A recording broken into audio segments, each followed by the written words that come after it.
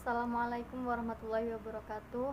Alhamdulillahirrabbilalamin. Wa bihi nasta'inu ala umuri dunya waddin. Wassalatu wassalamu ala asyrafil anbiya'i wa mursalin Sayyidina wa maulana Muhammadin, amma ba'du.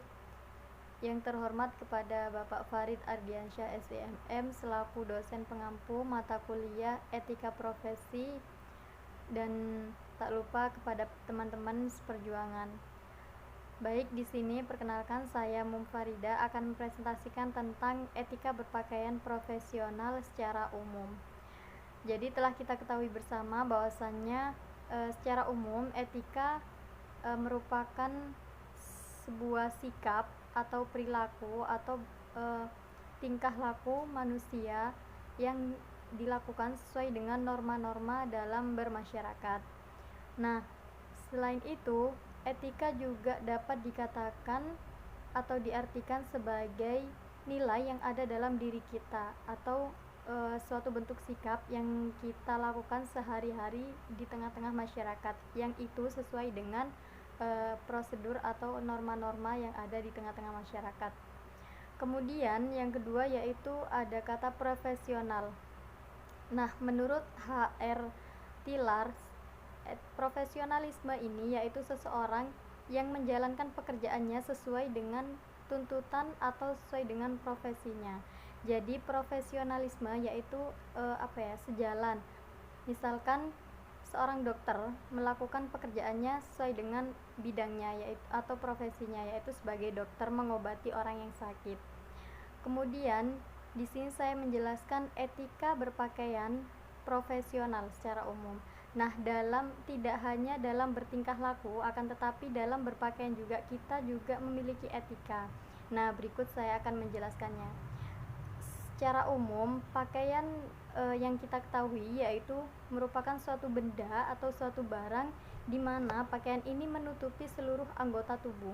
Jadi, pakaian merupakan suatu barang atau suatu benda yang menutupi seluruh anggota tubuh, yang memang tidak harus diperlihatkan atau tidak harus ditampakkan.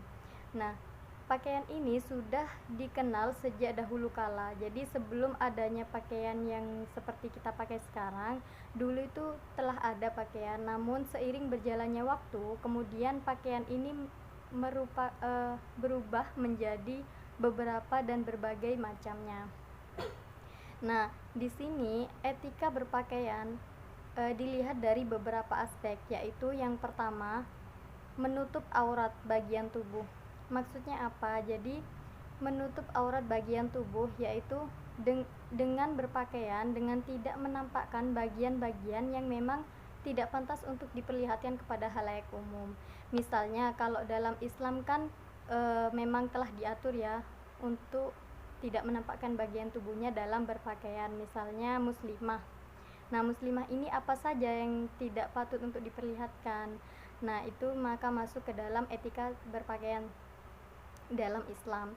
Nah, namun tidak hanya itu, teman-teman. Jadi aurat ini yang dimaksud yaitu bagian-bagian yang memang terlihat vulgar ya. Jadi memang tidak pantas untuk diperlihatkan. Namun akan tetapi jika memang itu berbeda dari agama Islam, misalnya menurut agama Islam, aurat wanita itu di seluruh anggota tubuh kecuali telapak tangan dan wajah. Namun di agama lain, menurut mereka etika berpakaian memang seperti ini atau tuntutan profesinya. Nah, akan tetapi tetap tidak kemudian membuka secara vulgar apa yang memang tidak patut untuk diperlihatkan seperti itu. Dan itu sesuai dengan profesinya. Tentu saja ketika profesi seorang dokter misalnya, pasti ada etika yang mengatur di dalamnya. Kemudian yang kedua yaitu sesuai dengan tujuan, situasi, dan lingkungan.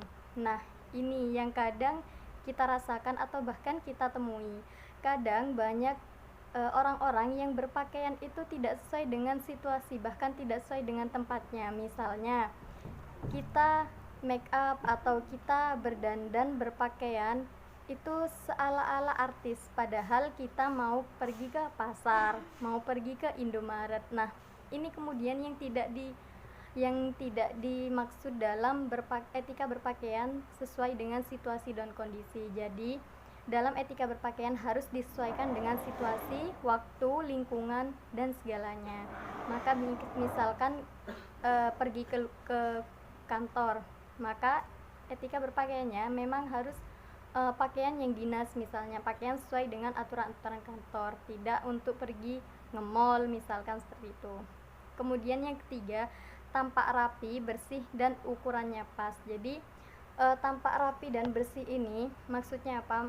Pakaian yang kita pakai yaitu tidak terlihat nodanya, atau bersih dari kotoran, bersih dari noda, sehingga orang-orang di sekitar kita dalam memperhatikan kita baik dari ujung kaki hingga ujung rambut itu tidak merasa terganggu oleh pakaian kita khususnya.